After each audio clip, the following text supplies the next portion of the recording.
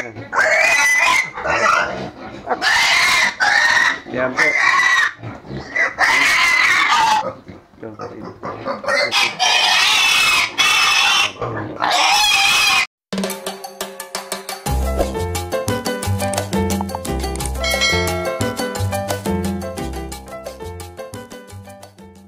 Mga kaibigan, magandang umaga po.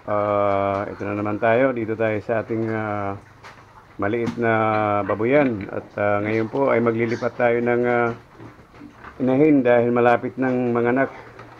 Ngayong December. Nililipat ko lang dahil para po hindi siya akyat ng akyat dito. Ayan. Gumawa ako ng mga kaibigan dito. Ayan.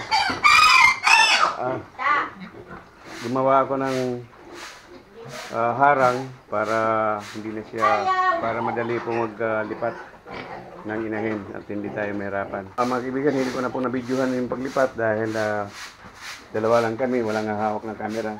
Ito po, dito po siya nanggaling. At ito po, inalis ko muna itong kuna ng mga biik. Mga kaibigan, dito ko po pinadaan ng aking inahing baboy at tinanggal ko muna yung kuna para madali po makapasok doon. Mga kaibigan, ito nagkapasok kami, pinasok namin dito yung inahin na baboy. Kasi mga anak ngayon December, ito pinapasok namin at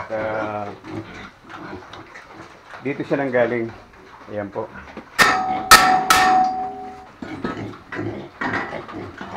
Ito mga kaibigan at hindi ako nahirapan magpasok dahil ayan, wala naman siya lalabasan. Ito. At ito, ilagay ko na dito.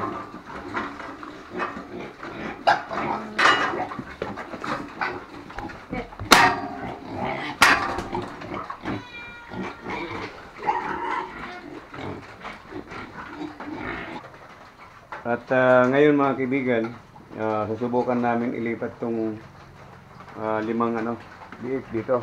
Kahit medyo maliit, kakasya naman siguro dahil may binta naman. Okay. Mga kaibigan, ililipat namin yung mga biik dahil mahirap naggaan sa mga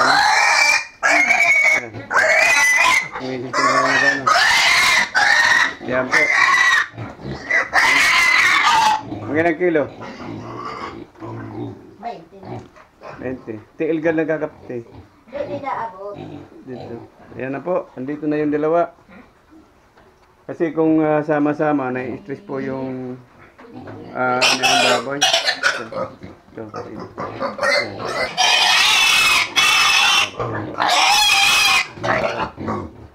Malakas po ang aking asawa. Ayan, at bagong bahay nila. Ayan po. Ayan.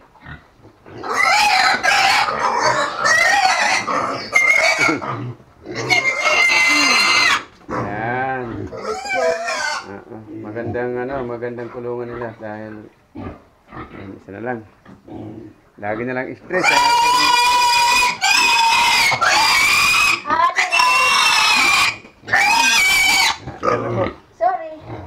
Nalipat na namin yung limang mga baboy. Hindi na po biik dahil malalaki na po sila. Ayaw kay Kuan. Pwede. Kabay na yan na. Kaya na-stress sila. Pag na-stress, hindi pwede maggatay. Ito na. At si Vito po ay okay na. Maganda na po ang niya. Ang kalagayan. At mga kaibigan, nailipat na natin yung mga biik o yung mga baboy. At nandito na po sila. Tamang-tama lang ang nila dahil maliit naman to.